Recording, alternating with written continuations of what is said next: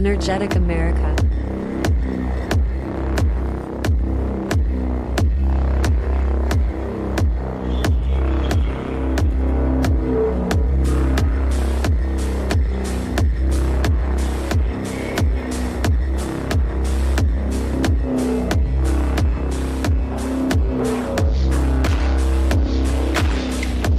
Explosives aren't hard to make, guys. Accelerate. Hi, I'm Jeremy, and welcome to Thermites, Thermates, the Dugan Ashley case, and why you're a felon too. Here's some regular thermite.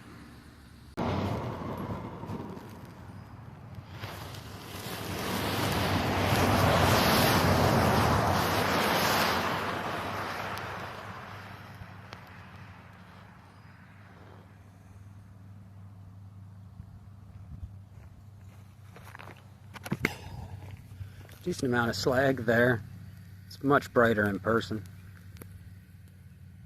Here's copper oxide thermite that really doesn't have any uses beyond looking cool. It's not as hot as other thermites, it burns way too quickly, and it just goes poof.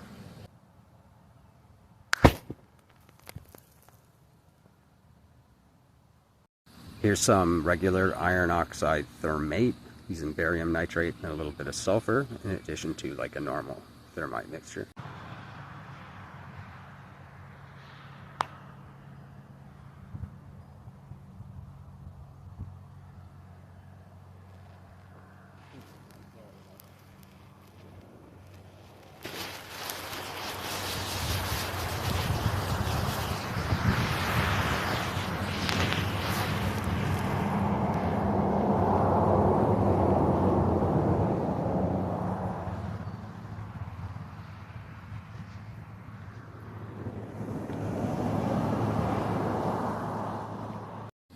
Here's another copper thermite, twice the size of the previous one, at night.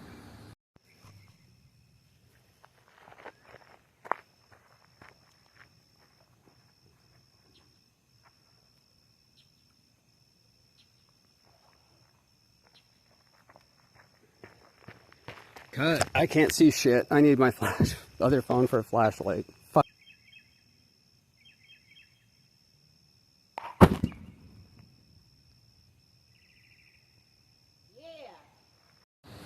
Here's another 100 grams, same size as the first one, of regular iron oxide and aluminum thermite at night.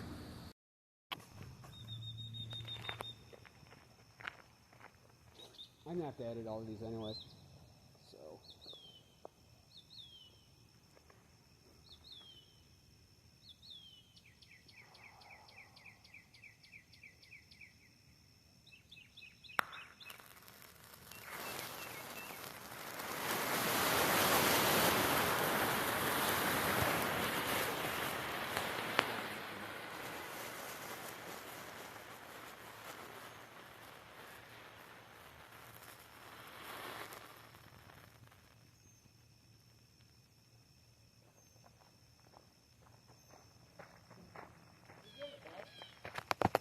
Ow. Okay, we got a pile of slag there. Same thing as usual, just brighter at night. Here's something that's not technically a thermite, but it acts like one. So this is aluminum powder and calcium sulfate, so that is plaster of Paris. And when the sulfate sulfate ion has 4 oxygens, and they can be used to oxidize the aluminum, which in the process ends up creating calcium metal, but it's so hot at the time that the calcium metal immediately burns. And it's very pretty. Enjoy.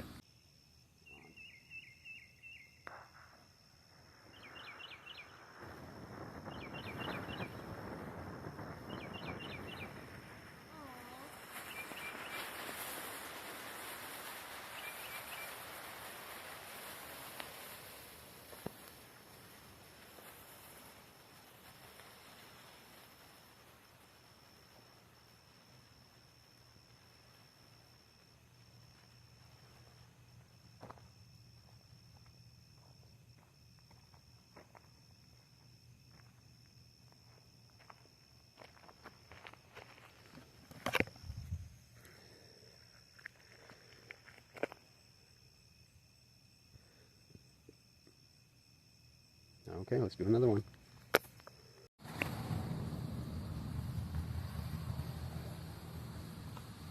Alright, we need to talk about some stuff. So, you're going to see some demonstrations of thermite, which is just it's referred to as a Goldschmidt reaction, or it's a redox. My dog's here. As, like, you're using a more reactive metal, like aluminum or magnesium, to be oxidized by, say, iron oxide, which reduces the iron oxide to iron metal. Gives off a fucking easy process. So, my friend, Jordan Derrick, you guys probably know him as Dugan Ashley, has been arrested and held without bond for a while now, for almost a month, or maybe a little more by the time this comes out. And he's being charged with 4 counts of unregistered destructive devices for demonstrations in his Thermite video. Thermites and thermates. Thermates are just ones that are additionally oxidized, usually barium nitrate, but you can really use any oxidizer. It's compatible. So, 4 counts of unregistered destructive devices. I think they can each carry like a 10-year sentence. But there's a case from 1977, which is America versus United States of America versus Adam George Homa, and he was caught with 7 thermite grenades and 18 other incendiary grenades and 12 white phosphorus grenades. So obviously white phosphorus grenades are they're too dangerous to be out in the public. It's toxic, it's nasty stuff. But it was found that thermite grenades are not destructive devices, they're not weapons, and they're not designed to be used as weapons, and that's why they're not. So they also said that they are only in grenade format for ease of carry and use, because they're not used as weapons, ever. Like, you use them to, like, burn material, like, in a military context. If your vehicle gets disabled, like, you've got to destroy, like, make sure that it can't be fixed and taken, or that if you've got sensitive radio equipment, you have to destroy that. That's what they're used for.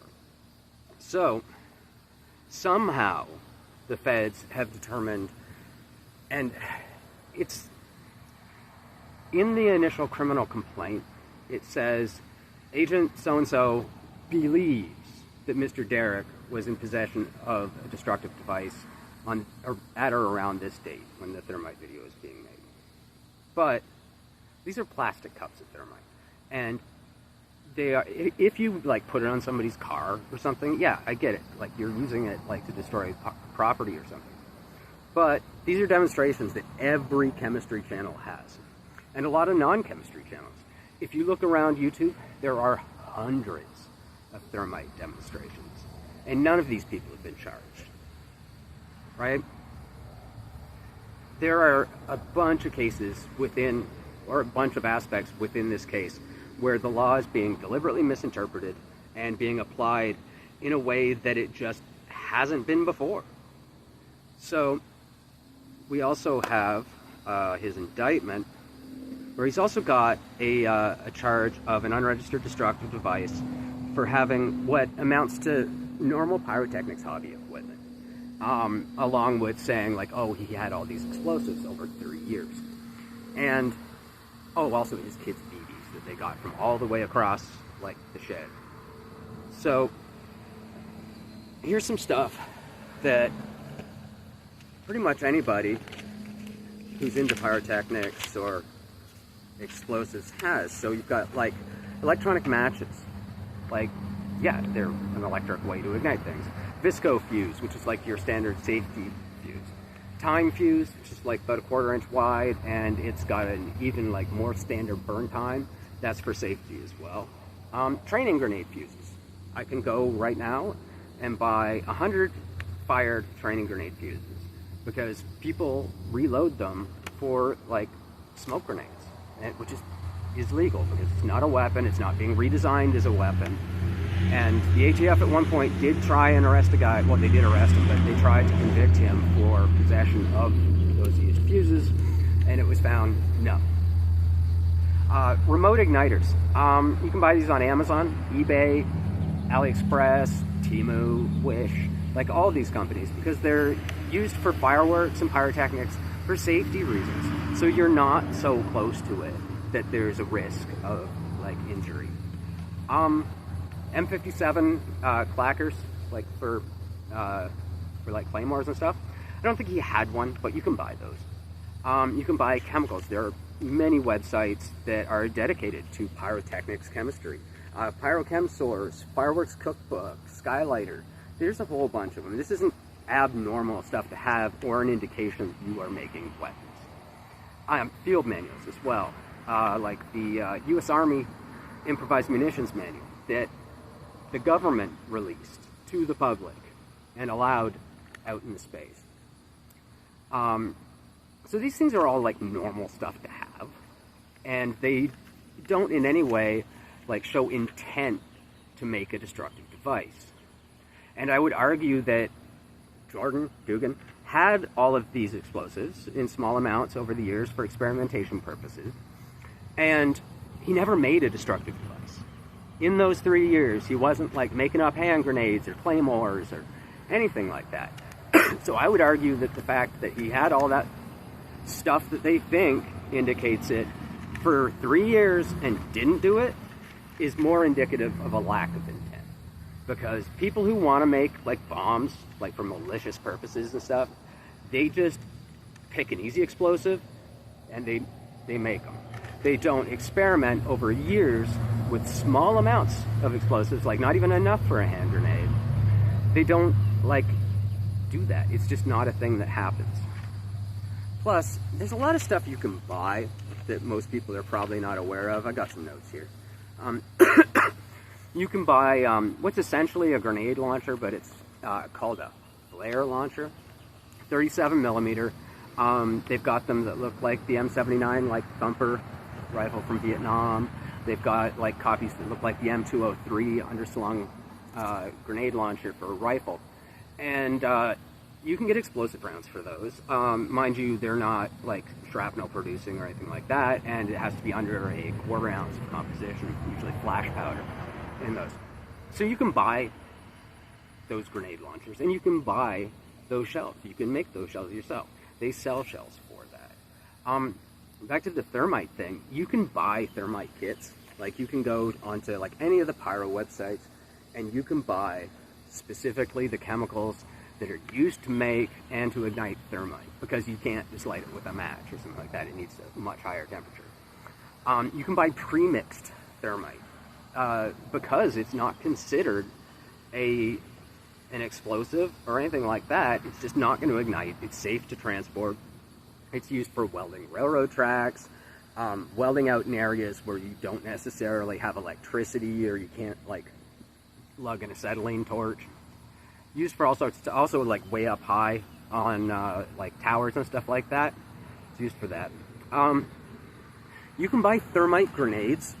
Like I can go right now to the IWA site, or there was another one that, at least 2 sites. Let's say it that way. There are at least 2 sites online, and probably more, where I can legally go without a license and buy thermite grenades.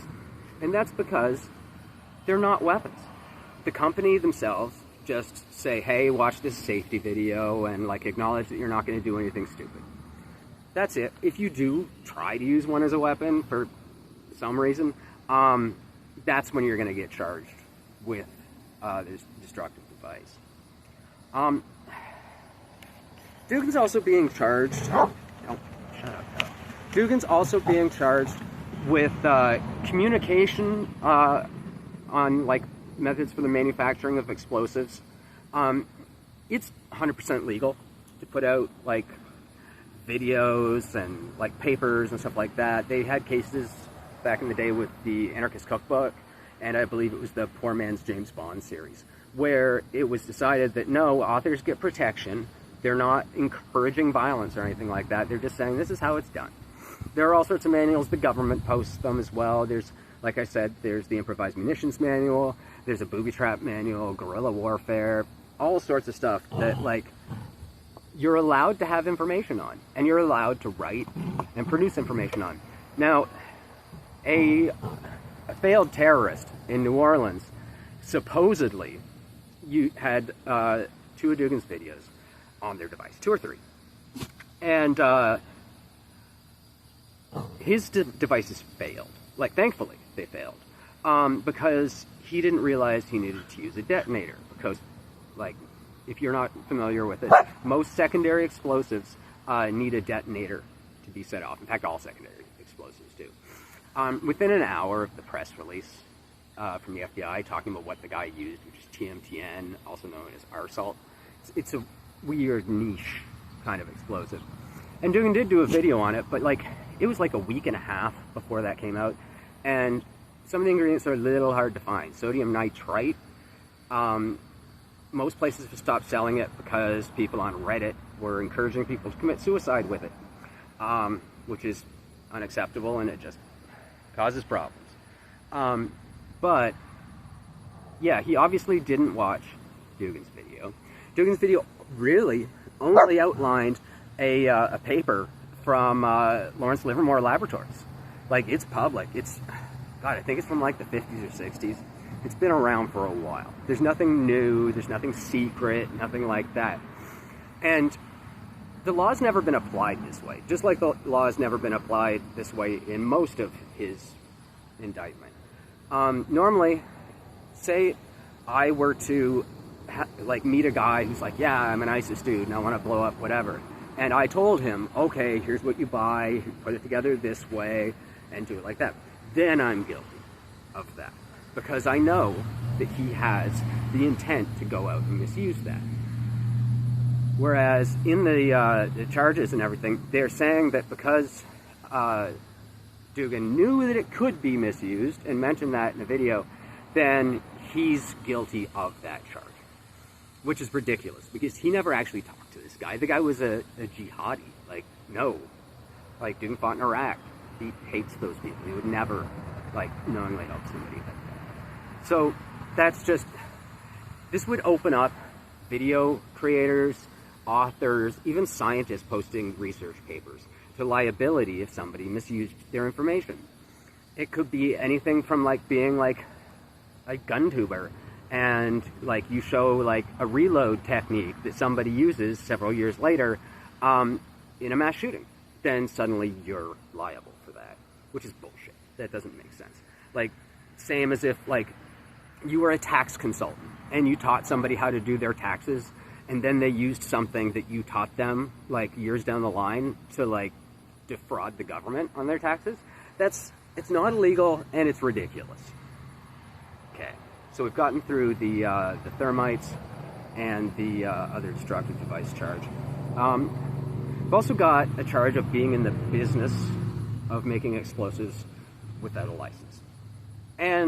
Or manufacturing, rather. Because you can make explosives. You can synthesize explosives for your own use on private property, assuming that your state and local laws allow it as well. As long as you're not transporting it, storing it, making money off of it, or like acting like an idiot with it and putting people at risk. So it's legal. Now, what they're saying is that because Dugan took donations, which 100% went to research materials, there was no personal profit involved. It was just like, hey, I can't afford these chemicals right now. Can you help me out? Like, that was what it was used for. So there's no personal profit. In the original criminal complaint, they also mentioned that in one of his videos, he wipes his feet on the Israeli flag. Okay. Like, you might not agree with that, but this is the United States. We have the First Amendment. We have the right to free speech. And it's not the American flag. It's a foreign country's flag. So, the fuck. We used to be able to have different opinions than our friends and people around us without absolutely spurging out and trying to, like, either ruin their lives or like put them in prison, or both. Like, that's ridiculous. At his bond hearing, where we're talking about a man with no criminal record, he has no history of violence or threatening violence or anything like that. He's a decorated veteran, and he has multiple sclerosis. which he needs treatment for, or he'll fucking die. So they, like, at the bond hearing, the FBI agent who was testifying talked about how there were guns in a child's room available to them. Which, first of all, not illegal, but that's probably not a good, like, idea to do. But the thing is, it wasn't a child's room. There was a lock 6 feet off the ground that no child could reach. And then the guns were in a safe inside that room, and the safe was locked. So, the agent also said that they couldn't find 2 NFA items.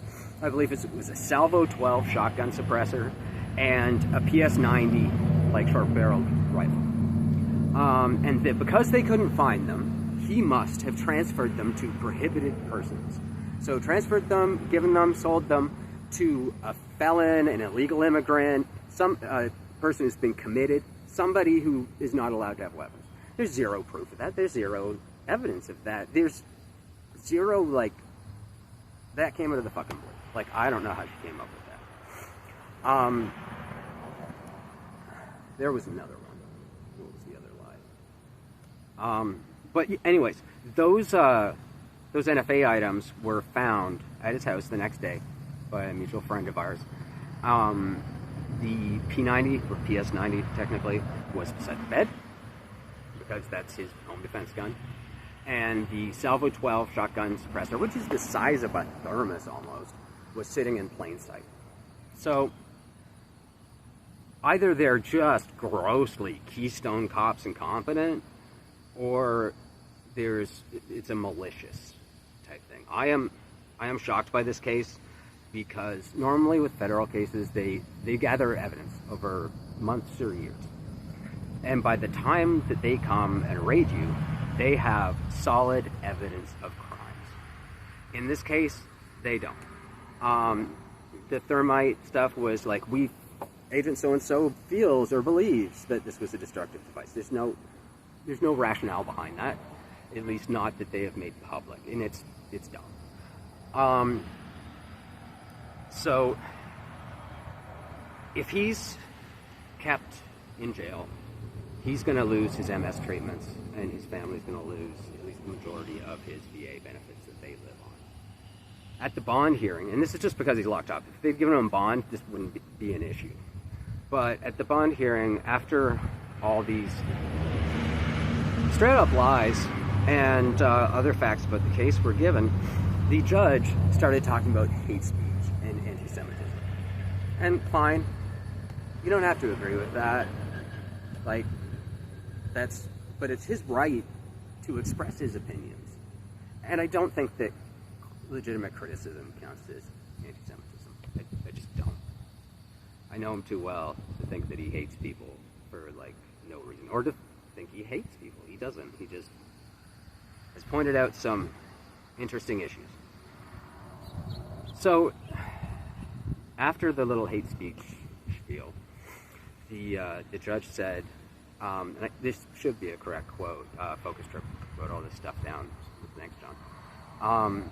So, she said, there is no combination of bond conditions that could make the community safe. This is a non-violent person with no history of violence, no threats of violence, none of that. How is the community unsafe? What are they unsafe from? All he did was do some science experiments and blow some stuff up in his yard safely. Nobody was threatened. Nobody was at risk. It's ridiculous. So, there were also 2 explosives mentioned in the criminal complaint and the indictment. EGDN, which is ethylene glycol dinitrate. It's basically nitrated antifreeze. And I believe it was HMTD, which is an organic peroxide explosive. Now, I know from talking to Jordan, that he hates liquid explosives. As do I. They get into places where you don't expect them to, like the threads of containers and stuff like that. They get themselves where you don't want them and where, like, friction occurs. Organic peroxides are inherently dangerous, very sensitive to shock, friction, UV light. Sitting out in the sun could cause a possible detonation. So I know that he doesn't make them and didn't make them. In fact, they said that he had made videos on them, but he didn't. Like, how did they get to make that up? They were watching his Discord, which I'm a moderator on, and I've never seen anybody do anything like illegal. There was one guy who made some drugs, but he was in another country and we kicked him out. So I've never seen anybody like, I'm making a weapon, I'm like storing stuff, or I'm like transporting it, or like driving places and stuff. It didn't happen, at least not that I saw, and not that, like, talking to other guys, not that they saw it either. So I believe personally that this is a political type thing, and they may be trying to set precedents. Now, if they can set a precedent that authors, video creators, anybody who writes anything can be held liable for a criminal's actions, that opens up a whole world of prosecution, selective prosecution, and it's an end run around the First and Second Amendments, honestly, especially when you're talking about like people publishing stuff on weapons, like guns and stuff. So what they'd be doing is they'd be setting it up so if you ever said anything about these things, and they were able to find a criminal who said they learned from it and used that to commit their crime, you are liable and you can go to prison, which is ridiculous.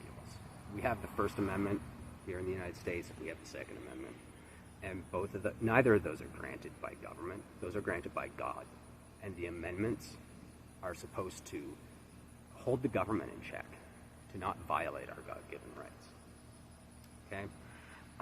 During the initial criminal complaint, at the end, there was a petition to the judge to make this complaint private until such a time as the arrest was effected, because online criminals are known to look up public information and it would put agents' lives at risk.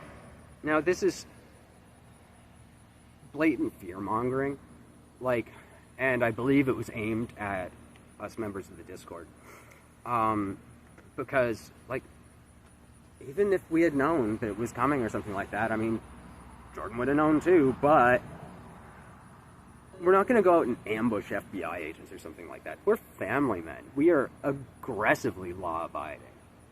The most law-abiding community that I've ever been a part of is the amateur energetics and pyrotechnics community.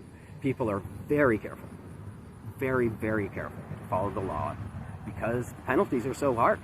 You're talking 5-10 years in federal prison, like, per count. And back to the charge about the destructive device that was basically saying he had all the things to make a destructive device. Once again, I think if he had all the things for over a period of 3 years to do that, it really shows he's not going to. But guess what? If they decide, you're a felon too, because everybody has the things in their house that could be used to make a destructive device, whether it's an IED using various household chemicals, or you've got a gas can for your lawnmower and some empty beer bottles. Suddenly that's a Molotov cocktail, right? So constructive intent charges seem to be the ones that are used when you haven't broken the law. You haven't explicitly broken the law, but they really want to get you on a charge anyways. It's basically the we don't like you charge. So, I mean, all this is just my opinions. I'm just reading from the literature and everything like that, and I know that, like, even thermite grenades aren't considered destructive devices, right? So how can you charge somebody with having 4 of them when A, you don't have them in your custody, B, you don't have actual video of a destructive device, it's just thermite in a cup, rather than a device that is designed or redesigned as a weapon and produces shrapnel, which is the general definition of a destructive device. So these are just my opinions, and, like, you know what?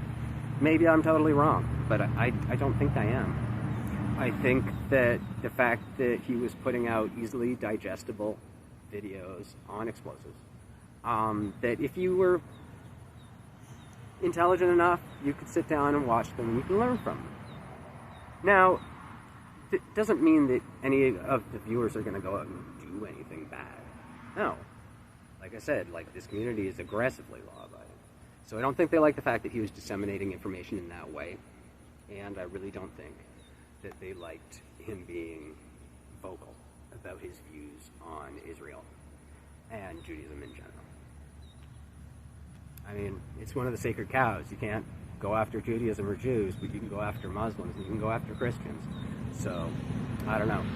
I say everyone should be equal on that, as in all other areas, right?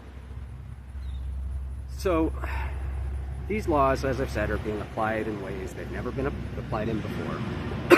They're ignoring definitions of things like destructive devices. And, like, in the business of, they don't even define, like, how much profit, like, how much money over how long of a period of time, or, like, how much percentage of your income is considered being in the business of.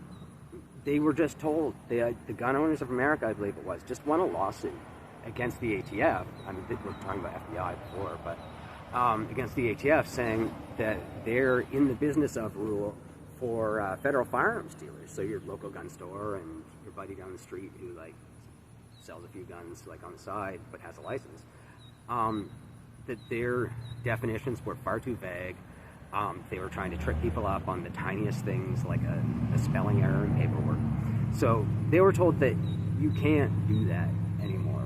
And I think that it should affect Jordan's case as well, because federal agencies have been told time and time again by the Supreme Court, by the federal courts, to stop interpreting the law. The law is the law, and if you find a case that fits and is against the law, then you proceed. If you find a case that is like, oh, we don't really like what he's doing, but it doesn't actually break the law, you don't twist the meaning of the law in order to prosecute. It's not how this country's supposed to be, right? And I would hate to see the United States lose its rights to free speech. I'm originally from Canada. I know what it's like to have your free speech taken away from you, to possibly face jail because of opinions that aren't even extreme opinions. But they suddenly decide that so-and-so is a protected group and you can't say anything negative or critical about them, and suddenly they can arrest you. To my knowledge, there's still a warrant out for me in Canada for posting, like, really pretty vanilla memes on Facebook, which is ridiculous. But anyways, just to end, I hate to see Jordan, a family man who has multiple sclerosis, locked up over this. And I've spoken to him, like, on the phone, and he believes he has a pretty good chance of beating this, because it is like these charges are twisting the law so much and just violating, really. It's hot out here. But, so he believes he has a good chance, but he's away from his 3 children and his wife. I've talked to his wife, Phoebe, like, a number of times, and she seems okay. Like, she's not, right? They had 30 to 40, like, vehicles show up at their house at 7 in the morning, full of FBI agents and who else they brought. So, I think the whole thing's unnecessary. I think the whole thing is unjust. And, yeah, that's about it. Yeah. So I hope you enjoyed the Thermite reactions that I showed. And there are donation links for Jordan's defense fund and for his medical fund. I'll put them in the description of the video. If you can, like, please donate. If you're not in a position where you, like, financially really can, don't. Like, you gotta take care of yourself first, right? So, yeah. Sorry to get all, like, maudlin and depressive on you there at the end, but yeah. I just want to reiterate again, this is all my opinion. I'm not a lawyer by any means. I'm a chemistry guy, not a lawyer. So, yeah. I hate that I had to make this video. I really didn't want to. I really hate that my friend is put in this position and his family. My channel is for chemistry, Like, I don't put like political stuff on my channel. I don't put like news on my channel or anything like that. But I felt like I had to this time because a friend of mine is being persecuted. Essentially, he hasn't broken any laws that I see. From the descriptions of what they found, they didn't find any stored explosives. They didn't find any destructive devices. They found the normal stuff that pyro guys have, and they decided to turn that into a charge and then to twist the law in some other areas. So, okay, well, I hope you guys have a good day. Yeah, thanks a lot.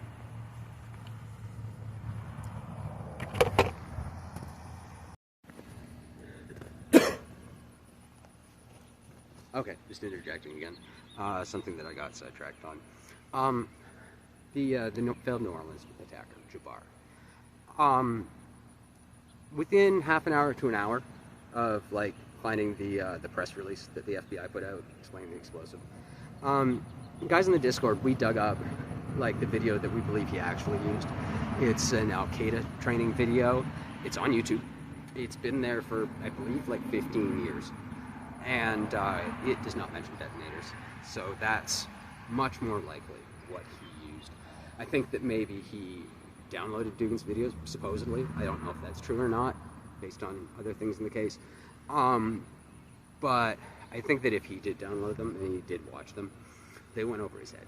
He didn't have like the kind of background or intelligence or attention span to actually like learn from it.